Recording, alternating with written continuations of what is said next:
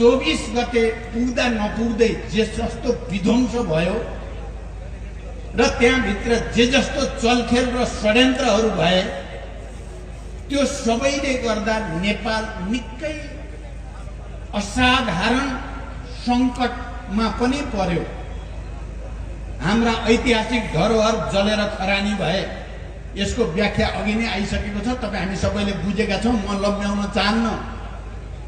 तर मुख्य कुरा के भयो भने झण्डै 2 दिनसम्म नेपाल अब रहने हो कि होइन भने जस्तो स्थिति थियो। आदरणीय जनसमुदाय, म तपाईहरुको ध्यान हामी त्यो भयानक रात म अहिले सम्झिराखेको छु। कमरेड माधव कुमार नेपाल र म त्यसको साक्षी भयौं।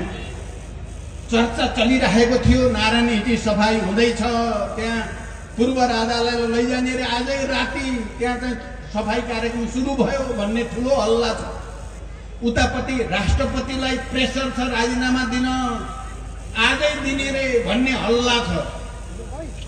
अर्कोतिर ल अब सेनाले लिने भयो भन्ने हल्ला छ। चारैतिर सन्तासको परिस्थितिमा हामीलाई एउटा अवसर प्राप्त भयो।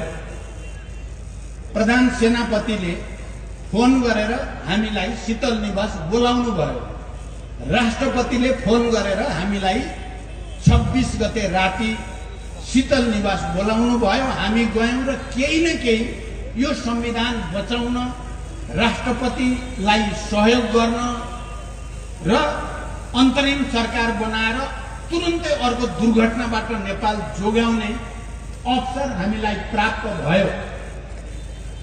र हामी त्यसैमा टेकेर नै अहिले हामी निर्वाचन